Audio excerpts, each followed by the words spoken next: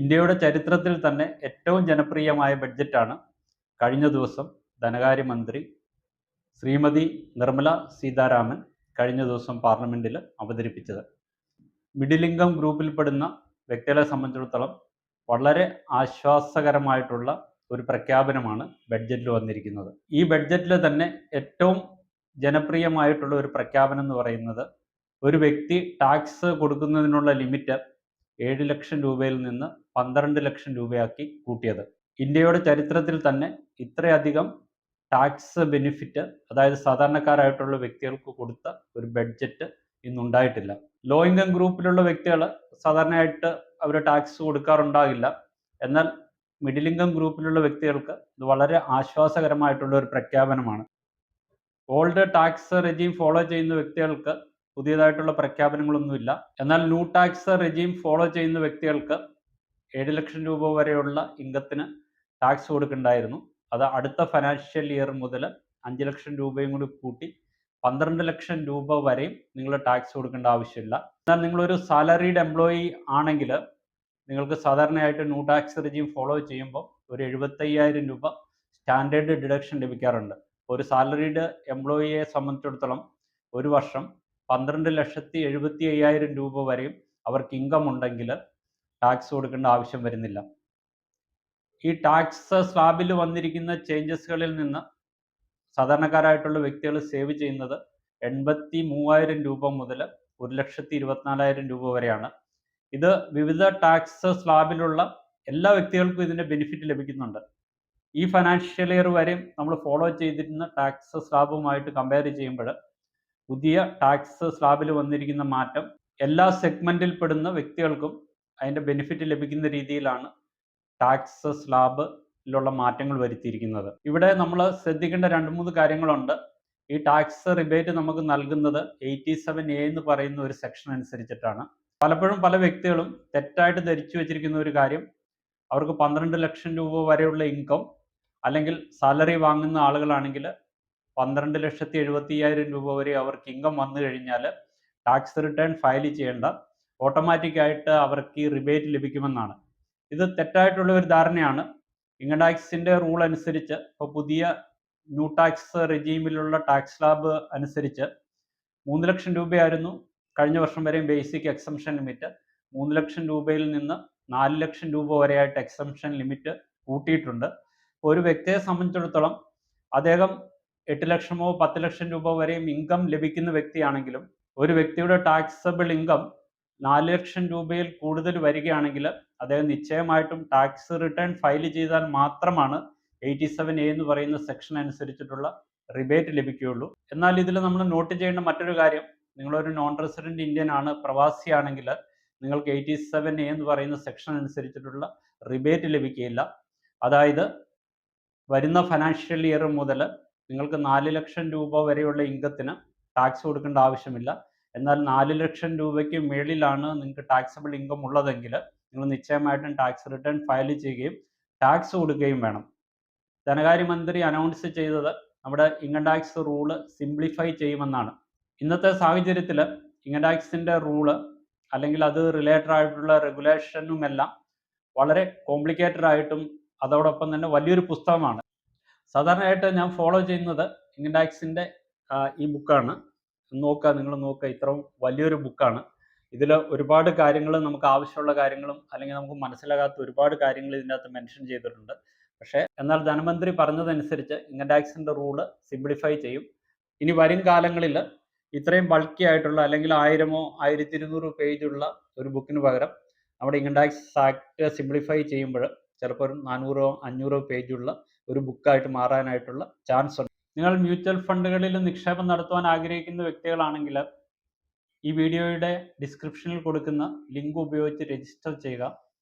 Amphi registered ആയിട്ടുള്ള ഒരു MFD നിങ്ങളുടെ ഇൻവെസ്റ്റ്മെൻറ്റ് ഒബ്ജക്റ്റീവിനെ ബേസ് ചെയ്ത് നിങ്ങളുടെ റിസ്ക് ആപ്പിറ്റേറ്റ് അനലൈസ് ചെയ്തതിന് ശേഷം സ്യൂട്ടബിൾ ആയിട്ടുള്ള മ്യൂച്വൽ ഫണ്ട് സ്കീമുകൾ സജസ്റ്റ് ചെയ്യുന്നതാണ്. ഇന്ത്യയിലെ മ്യൂച്വൽ ഫണ്ടുകളിൽ നിക്ഷേപം നടത്തണമെങ്കിൽ നിങ്ങൾ ഒരു അക്കൗണ്ട് ഓപ്പൺ ചെയ്യേണ്ട ആവശ്യമുണ്ട്. അതോടൊപ്പം തന്നെ നിങ്ങളുടെ KYC പ്രോസസ്സ് കംപ്ലീറ്റ് ചെയ്യേണ്ട ആവശ്യമുണ്ട്. ഈ വീഡിയോയുടെ ഡിസ്ക്രിപ്ഷനിൽ കൊടുത്തിരിക്കുന്ന ലിങ്ക് ഉപയോഗിച്ച് രജിസ്റ്റർ ചെയ്ത് നിങ്ങളുടെ അക്കൗണ്ട് ഓപ്പണിങ്ങും അതേപോലെ KYC ഫോർമാലിറ്റീസും ഏറ്റവും കുറഞ്ഞ സമയം കൊണ്ട് യാതൊരുവിധ പേപ്പർ വർക്കും കൂടാതെ കംപ്ലീറ്റ് ചെയ്യാവുന്നതാണ്. ഈ പുതിയ ടാക്സ് സ്ലാബ് ഇൻട്രൊഡ്യൂസ് ചെയ്തത് കാരണം ഏകദേശം 1 ലക്ഷം കോടി രൂപയോളമാണ് ഗവൺമെൻറ്റിന് വരുമാനത്തിൽ നഷ്ടം വരുന്നത്. എന്നാൽ ഇത് മറ്റൊരു തരത്തിൽ നമ്മുടെ ഇക്കോണമിക്ക് ബെനിഫിഷ്യലായിട്ട് വരും. സാധാരണക്കാരൻ്റെ കയ്യിൽ കൂടുതൽ പൈസ വരുമ്പോൾ, അതായത് പുതിയ സ്ലാബ് അനുസരിച്ച് ഏകദേശം 83,000 മുതൽ 1,24,000 രൂപ വരെ നമുക്ക് അധിക വരുമാനം നമുക്ക് വന്നേക്കാം. ഈ വരുന്ന അധിക വരുമാനം സാധാരണക്കാരനെ സംബന്ധിച്ചിടത്തോളം അവർ സ്പെൻഡ് ചെയ്യുകയാണ് ചെയ്യുന്നത്. ഇത് 2-3 തരത്തിൽ നമ്മുടെ ഇക്കണോമിക് ഗ്രോത്തിന് ഹെൽപ്പ് ചെയ്യും. സാധാരണ വ്യക്തികളുടെ കയ്യിൽ വരുന്ന അധിക പണം അത് അവർക്ക് പല രീതിയിൽ ഉപകരിക്കാം. കൺസ്യൂമർ ഡ്യൂറബിൾ ഗുഡ്സുകൾ വാങ്ങുകയോ അല്ലെങ്കിൽ അവരുടെ കൺസംഷൻ കൂട്ടുകയോ, ഈ പണം ഉപയോഗിച്ച് അവർ ഇൻവെസ്റ്റ്മെൻറ്റിന് വേണ്ടിയിട്ട് യൂസ് ചെയ്യുകയോ, യാത്രകൾ പോകുന്നതിനോ ടൂർ പോകുന്നതിനോ യൂസ് ചെയ്യുകയോ ചെയ്യാം. ഇതിൻ്റെ ഒരു ഫൈനലായിട്ടുള്ള ഇമ്പാക്റ്റ് എന്ന് പറയുന്നത് FMCG കമ്പനികൾ, അതേപോലെ കൺസ്യൂമർ ഡ്യൂറബിൾസ് പ്രൊഡ്യൂസ് ചെയ്യുന്ന കമ്പനികൾ, ടൂർ ആൻഡ് ട്രാവൽസ് ഓപ്പറേറ്റ് ചെയ്യുന്ന കമ്പനികൾ, ഓട്ടോ സെക്ടറിൽ ഓപ്പറേറ്റ് ചെയ്യുന്ന കമ്പനികൾ, ഇങ്ങനെയുള്ള കമ്പനികളുടെ എല്ലാം സെയിൽസ് കൂടുവാനും അത് അൾട്ടിമേറ്റ് ആയിട്ട് ഗവൺമെൻറ്റിന് തന്നെ കൂടുതൽ വരുമാനം അതിൽ നിന്ന് നേടിക്കൊടുക്കുവാനും സാധിക്കുമെന്നാണ് ഇതുകൊണ്ട് ഞാൻ അനുമാനിക്കുന്നത്. നമ്മുടെ ബഡ്ജറ്റ് പ്രഖ്യാപനത്തിന് ശേഷം ഞാനിപ്പോൾ ഈ പറഞ്ഞ സെക്ടറിൽ പെട്ട കമ്പനികളുടെ എല്ലാം സ്റ്റോക്ക് പ്രൈസുകളൊക്കെ വളരെ കൂടിയിട്ടുണ്ട്. ഈ ബഡ്ജറ്റ് പൊതുവെ നമ്മുടെ ഇക്കണോമിക് ഗ്രോത്തിനെ സപ്പോർട്ട് ചെയ്യുന്ന രീതിയിലാണ് ഫ്രെയിം ചെയ്തിരിക്കുന്നത്. ഈ ബഡ്ജറ്റിൻ്റെ ഇമ്പാക്റ്റ് ഒരു മീഡിയം ടേമിൽ നമ്മുടെ വിപണിയിൽ പ്രതിഫലിക്കുമെന്നുള്ള കാര്യത്തിൽ സംശയമില്ല. ഈ ബഡ്ജറ്റിൻ്റെ കാര്യങ്ങളെക്കുറിച്ച് ആളുകൾ പഠിച്ചു വരുന്നതേ ഉള്ളൂ. ഈ കാര്യങ്ങളെല്ലാം മനസ്സിലാക്കിയതിന് ശേഷം അതിൻ്റെ പോസിറ്റീവായിട്ടുള്ള ആസ്പെക്റ്റുകൾ മനസ്സിലാക്കി വിപണിക്ക് ഫേവറബിൾ ആയിട്ടുള്ള രീതിയിലുള്ള തീരുമാനങ്ങൾ ആളുകൾ എടുക്കുമെന്ന് പ്രതീക്ഷിക്കുന്നു. ഇത് കൂടാതെ തന്നെ നമ്മുടെ സ്റ്റോക്ക് മാർക്കറ്റിനെ അഫക്റ്റ് ചെയ്യുന്ന ഒട്ടേറെ ഇൻറ്റേർണലായിട്ടും എക്സ്റ്റേണലായിട്ടുള്ള കാര്യങ്ങളുണ്ട്. ഇൻഫ്രാസ്ട്രക്ചർ ഡെവലപ്മെൻറ്റ്, അതായത് റെയിൽവേ, ഡിഫൻസ് ഇതേപോലെയുള്ള സെക്ടറുകളിൽ പുതിയതായിട്ട് കൂടുതൽ അലോക്കേഷൻ ഒന്നും ചെയ്തിട്ടില്ല എങ്കിലും ഇപ്പോൾ നിലവിലുള്ള അലോക്കേഷനിൽ നിന്ന് കുറവുകളൊന്നും വരുത്തിയിട്ടില്ല.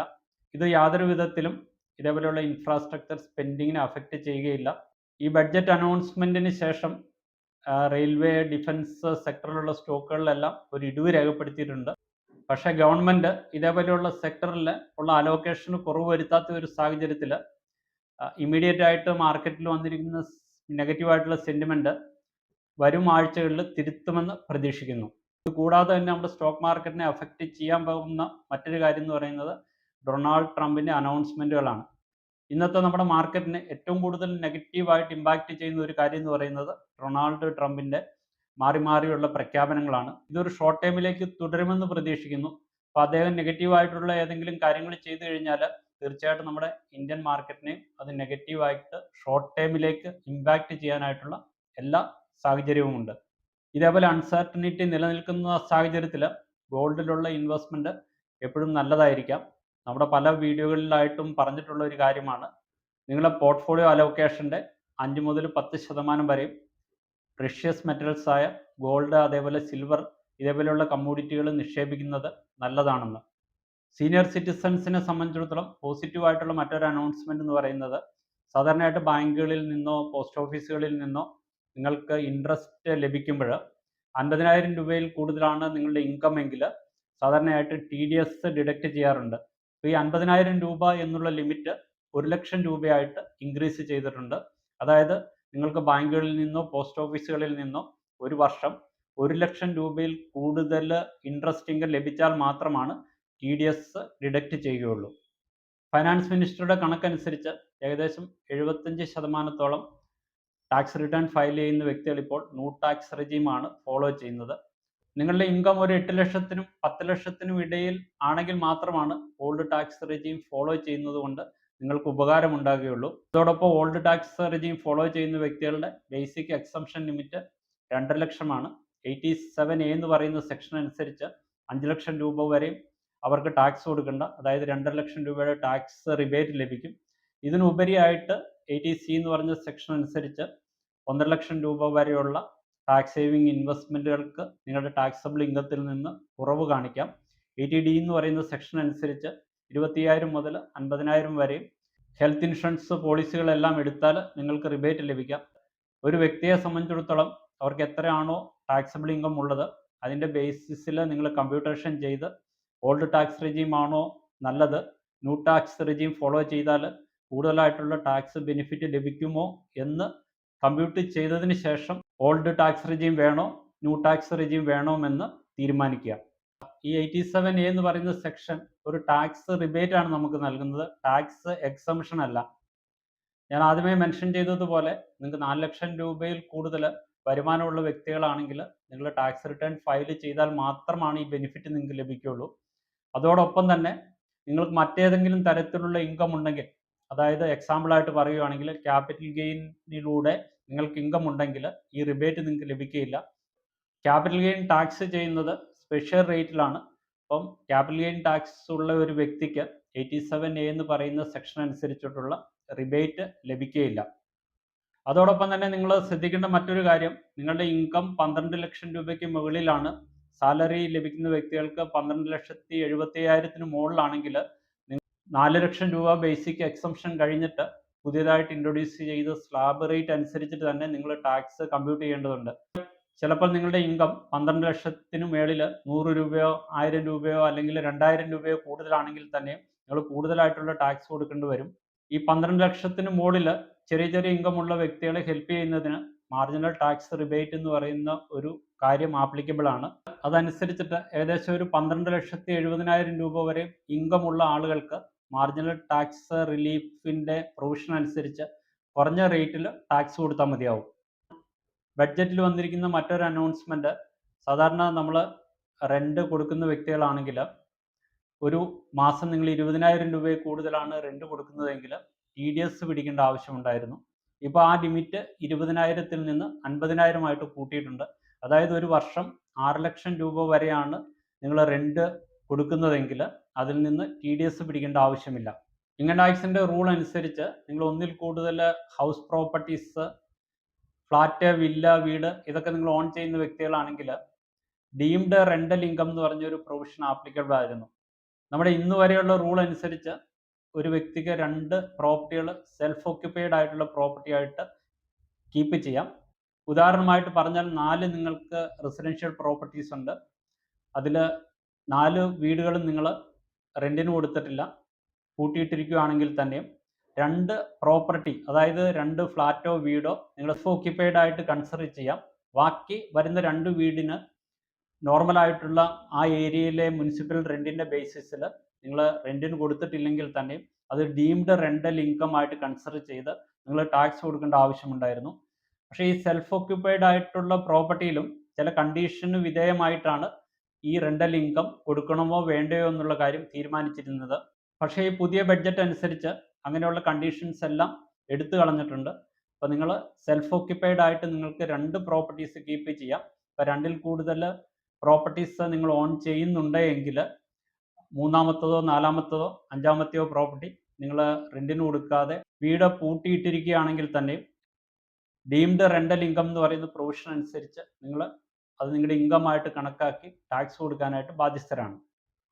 കഴിഞ്ഞ ബഡ്ജറ്റിൽ NPS വാത്സല്യ എന്ന് പറയുന്ന ഒരു സ്കീം ഇൻട്രൊഡ്യൂസ് ചെയ്തിരുന്നു. 18 വയസ്സിന് താഴെയുള്ള കുട്ടികളുടെ പേരിൽ ഇൻവെസ്റ്റ് ചെയ്യാനായിട്ടുള്ള സ്കീമാണ് NPS വാത്സല്യ. 80CCD അനുസരിച്ച് 50,000 രൂപ വരെയുള്ള ടാക്സ് ഡിഡക്ഷൻ NPS വാത്സല്യ സ്കീമിനും ഇപ്പോൾ ആപ്ലിക്കബിൾ ആണ്. ഈ ബഡ്ജറ്റിൽ വന്നിരിക്കുന്ന മറ്റൊരു അനൗൺസ്മെൻറ്റ്, നിങ്ങൾ ഇൻഷുറൻസ് കമ്പനികളുടെ യൂലിപ്പ് എന്ന് പറയുന്ന സ്കീമിൽ, അതായത് യൂണിറ്റ് ലിങ്ക്ഡ് ഇൻഷുറൻസ് പ്ലാൻ സ്കീമുകളിൽ നിക്ഷേപം നടത്തിയിരിക്കുന്ന വ്യക്തികളാണെങ്കിൽ അതിൻ്റെ ടാക്സ് ട്രീറ്റ്മെൻറ്റിൽ ചില വ്യത്യാസങ്ങൾ വരുത്തിയിട്ടുണ്ട്. നിങ്ങൾ 2.5 ലക്ഷം രൂപ വരെയാണ് യൂലിപ്പ് സ്കീമുകളിലൂടെ ഒരു വർഷം നിക്ഷേപം നടത്തുന്നതെങ്കിൽ കംപ്ലീറ്റ് ആയിട്ട് ടാക്സ് എക്സംപ്റ്റഡ് ആണ്. എന്നാൽ ഒരു വർഷം നിങ്ങളുടെ ആനുവൽ കോൺട്രിബ്യൂഷൻ 2.5 ലക്ഷത്തിൽ മേളിലാണെങ്കിൽ അത് നിങ്ങളുടെ ടാക്സബിൾ ഇൻകത്തിൻ്റെ കൂട്ടത്തിൽ ആഡ് ചെയ്ത് ടാക്സ് കൊടുക്കണമായിരുന്നു. എന്നാൽ ആ ടാക്സ് ട്രീറ്റ്മെൻറ്റിൽ ചില ചേഞ്ചസുകൾ വരുത്തിയിട്ടുണ്ട്. അടുത്ത ഫിനാൻഷ്യൽ ഇയർ മുതൽ നിങ്ങൾക്ക് ലഭിക്കുന്ന income long time capital gain ആയിട്ട് കൺസിഡർ ചെയ്തിട്ട് 12.5% മാത്രം ടാക്സ് കൊടുത്താൽ മതി. ഇതേപോലെ ഒട്ടനവധി ജനപ്രിയമായിട്ടുള്ള ചേഞ്ചസുകൾ നമ്മുടെ ഈ ബഡ്ജറ്റിൽ വരുത്തിയിട്ടുണ്ട്. എല്ലാ കാര്യങ്ങളും ഈ കുറഞ്ഞ സമയം കൊണ്ട് നമുക്ക് ഈ വീഡിയോയിൽ ഡിസ്കസ് ചെയ്യാനായിട്ട് സമയപരിധിയുണ്ട്. ഇനിയും ഈ വീഡിയോയിൽ മെൻഷൻ ചെയ്യാത്ത ഒട്ടനവധി കാര്യങ്ങൾ നമ്മുടെ ബഡ്ജറ്റിൽ അനൗൺസ് ചെയ്തിട്ടുണ്ട്. ഇനി വരും വീഡിയോകളിൽ ഇതിൽ ഇമ്പോർട്ടൻ്റ് ആയിട്ടുള്ള കാര്യങ്ങൾ തിരഞ്ഞെടുത്തിട്ട് അതിനെക്കുറിച്ച് സ്പെഷ്യലായിട്ടുള്ള വീഡിയോകൾ പോസ്റ്റ് ചെയ്യുന്നതാണ്. ഇതേപോലെ യൂസ്ഫുൾ ആയിട്ടുള്ള 1200ഓളം വീഡിയോകൾ ഈ ചാനലിൽ പോസ്റ്റ് ചെയ്തിട്ടുണ്ട്. ഈ ചാനലിൽ പോസ്റ്റ് ചെയ്യുന്ന വീഡിയോകൾ യഥാസമയം നിങ്ങൾ എത്തണമെങ്കിൽ ഈ ചാനൽ സബ്സ്ക്രൈബ് ചെയ്യുക. ഈ വീഡിയോ ലൈക്ക് ചെയ്യുകയും മറ്റുള്ളവരുടെ അറിവിലേക്ക് ഷെയർ ചെയ്യുകയും ചെയ്യുക. ഇതേപോലെ യൂസ്ഫുള്ളും ഇൻഫോർമേറ്റീവുമായിട്ടുള്ള മറ്റൊരു വീഡിയോയുമായിട്ട് മറ്റൊരവസരത്തിൽ കാണുന്നവരെ നന്ദി, നമസ്കാരം.